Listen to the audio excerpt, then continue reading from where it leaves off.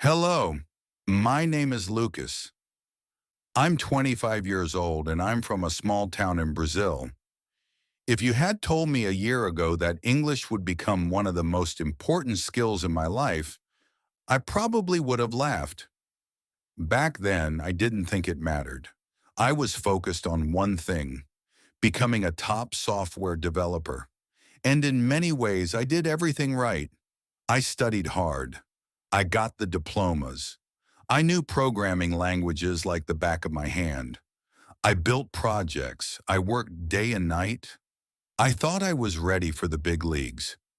But there was one thing I ignored, one thing I underestimated, and that one thing almost destroyed my dream. Let me take you back and tell you what really happened. This is the story of how I failed and how I came back stronger than ever. By learning English in just 6 months, without any expensive classes, without going to an English-speaking country, and without wasting my time on useless methods. But this is not just my story, this is your story too. If you have ever felt frustrated, stuck, or embarrassed because of your English, keep watching because I was exactly where you are. And I promise if you listen to my full journey step by step, you will know exactly how to improve your English. But before we start, don't forget to like this video and subscribe to the channel. Part 1. The Dream and the Struggle. After years of grinding, my work finally started to get noticed. I uploaded projects to GitHub, contributed to open source, shared things on LinkedIn. One day I got an email that changed my life. It was from a tech company in London. They had seen one of my projects, a productivity app I built with React and Firebase, and they were impressed. They wanted to talk. A job opportunity, a full-time position, salary, 4 times what I could make here in Brazil. Benefits, travel, growth. It was everything I had ever dreamed of. I was excited, nervous, but mostly I was proud. I had worked so hard for this. They scheduled an online interview. I prepared by brushing up my code, revisiting my projects, and practicing algorithms. I was confident. I knew my stuff. This was it, my moment. But then the Zoom call started, and I froze. "Hello, Lucas. How are you today?" Silence. I knew what the words meant. I had heard them before. But suddenly my brain went blank. My tongue felt heavy. I couldn't answer. Not properly, not in English. I tried to respond, but the words came out broken, awkward, slow. I kept pausing, searching for basic vocabulary in my head. And the worst part, I could see their eyes on the other side of the screen, confused, uncomfortable. One of them smiled politely, the other looked at his watch. They asked me questions, technical ones. I knew the answers, but I couldn't explain them. Not fluently, not clearly. It wasn't that I didn't know my stuff, it's that I couldn't communicate. When the call ended, I already knew what the result would be. 2 days later, I got the email. "We appreciate your time, but we've decided to move forward with another candidate." I failed, not because I didn't know how to code, but because I didn't speak English. That was the moment everything changed. Part 2. The Turning Point. After the rejection, I just sat there, staring at the screen. The words from that email felt heavier than they should have. "We've decided to move forward with another candidate." That was it. Just like that, my dream slipped through my fingers. Not because I wasn't talented, but because I wasn't prepared. I had spent years mastering programming languages but never bothered to learn the language of the world, English. I thought about that moment every night after. I'd lie in bed staring at the ceiling thinking, what if I had taken it seriously? What if I had prepared? What if I had just tried? One night I looked in the mirror and said to myself, Lucas, you failed, but you're not done. That failure wasn't the end of my dream. It was the wake-up call I needed. So I made a decision. I would learn English. No excuses, no shortcuts, no quitting. And I would do it in 6 months. Part 3, Day 1, starting from zero. The next morning, I created a plan, a real plan. I treated it like a software project, with structure, with deadlines, with goals. Phase 1, vocabulary. Phase 2, listening. Phase 3, speaking. Phase 4, thinking in English. Every day I study for 4 to 5 hours. Before work, after work, during lunch breaks. I replaced all my entertainment with English, YouTube videos, podcasts, movies with subtitles, songs, interviews. At first it was painful. I couldn't understand fast speech. I got frustrated with grammar.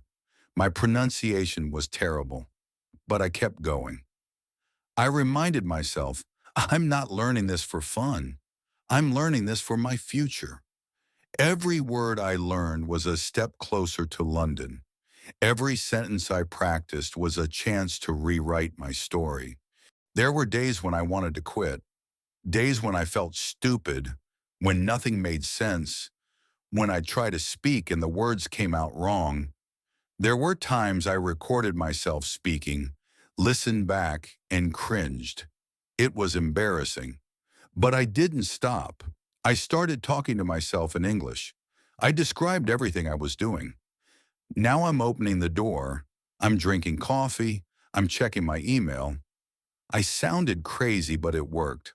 I joined online English speaking groups. I made friends from India, Nigeria, Poland, and Japan. All of us learning together. We didn't care about accents or mistakes. We just wanted to grow. I started watching one English TED Talk every day. Not just watching. I wrote down every new word, mimicked the speaker's tone, repeated lines until I sounded like them. I wasn't just learning English. I was becoming someone else, a stronger, sharper version of myself. Part 4, struggling with my accent. One of the biggest challenges I faced while learning English wasn't just grammar or vocabulary, it was my accent. At first, I didn't think much about it. I thought as long as I could speak and people could understand me, it was enough. But then reality hit me. Every time I tried speaking in English during language exchanges or practice calls, people would politely ask me to repeat myself.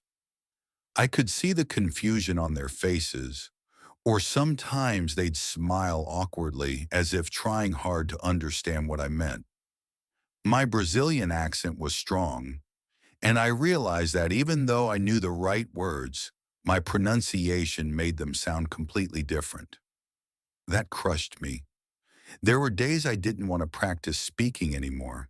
I felt embarrassed. I started comparing myself to others who spoke fluently and clearly. And I kept asking myself, will I ever sound natural? Will I ever be taken seriously? But over time, I learned something important. I didn't need to have a perfect British or American accent. What I needed was clarity. I needed to be understood. So I focused on improving my pronunciation step by step. I listened carefully to how native speakers said certain words. I recorded myself, practiced tongue twisters, and even used pronunciation apps to train my mouth to move differently. It felt weird at first, but with repetition, it got easier. Eventually, I started getting compliments, not for sounding native, but for being clear and confident. And that was enough. I stopped chasing perfection and started chasing progress. If you're struggling with your accent like I did, here's my advice. Don't let it stop you. Work on being understood, not perfect. Your accent tells your story. Own it. Just speak clearly and speak often. That's what will move you forward. 6 months later. The day I finished my 6th month of study, I opened my old emails. And there it was. That company in London. I clicked on their website. They were still hiring. I clicked apply. This time, I wrote my application in flawless English. My cover letter was clear, confident, and professional. I got a response 3 days later. We'd love to interview you again. And just like that, it was happening again. Same company, same dream, but a new Lucas. This time when the Zoom call started, I didn't freeze. I smiled. I said, "Hello. Thank you for this opportunity. I'm excited to speak with you." Their eyebrows lifted. Already it was different. They asked questions. I answered smoothly. I explained my code, talked about my experiences, and even made a small joke. They laughed. They actually laughed. I couldn't believe it. I wasn't perfect, but I was confident because I had earned it, because I had worked for it. When the interview ended, one of the interviewers smiled and said, "It's great to see how far you've come, Lucas." 3 days later, I got the email. This time it didn't say, "We've decided to move forward." It said, "We're thrilled to offer you the position." I stared at it, tears in my eyes. 6 months ago, I had failed that same interview. Now I had won it because I didn't run away from my weakness. I faced it.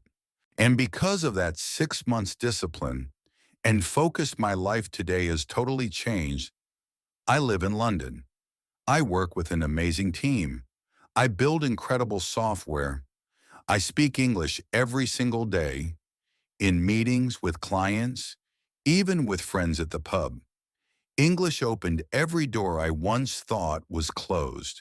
And now when I hear someone say, "English isn't important," I smile because I know what they're missing. So here's what I want to tell you. If you have a dream, don't let language be your excuse. I was just like you. I thought English didn't matter. But in this global world, it's not optional. It's essential. It's the key to opportunities, to jobs, to confidence, to freedom. You don't have to be perfect. You just have to start. Even if it's 10 words a day, even if it's 10 minutes of practice, start. Be consistent. Fight through the frustration. Don't stop.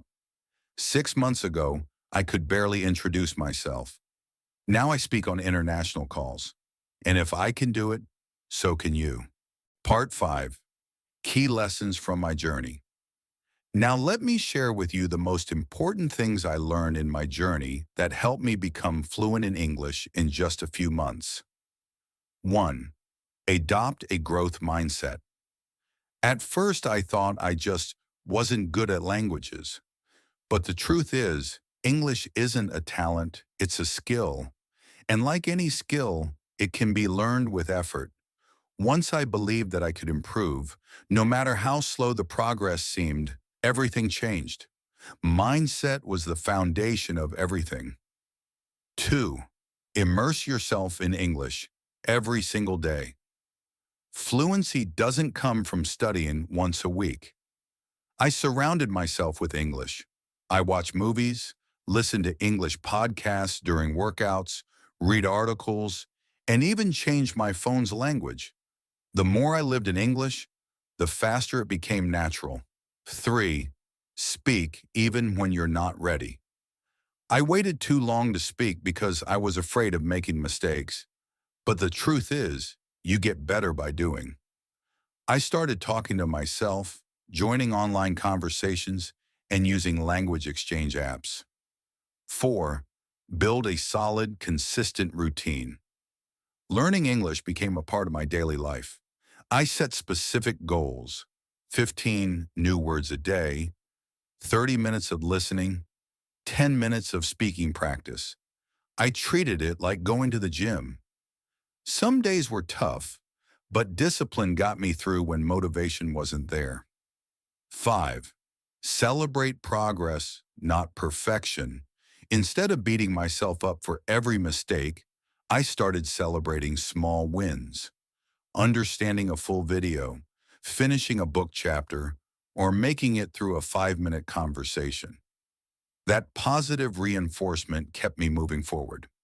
6. Stay mentally resilient, especially on hard days. There were days when I felt like quitting, days when I thought I wasn't improving at all, but I reminded myself why I started. I visualized the life I wanted, the job in London, and the version of me who could speak English fluently. That vision became my fuel. And at the end, this is my final words for you. My name is Lucas. I'm 25 years old. I failed because I ignored English, but I learned. I grew. I came back stronger. Now I live my dream. And if you believe in yourself, work hard, and never give up, you will too. Thank you for listening to my story. And remember, every dream has a language. Learn it and speak your future into reality. If you enjoyed this story, don't forget to like, share, and subscribe to English Station for more amazing videos that help you learn English through real stories.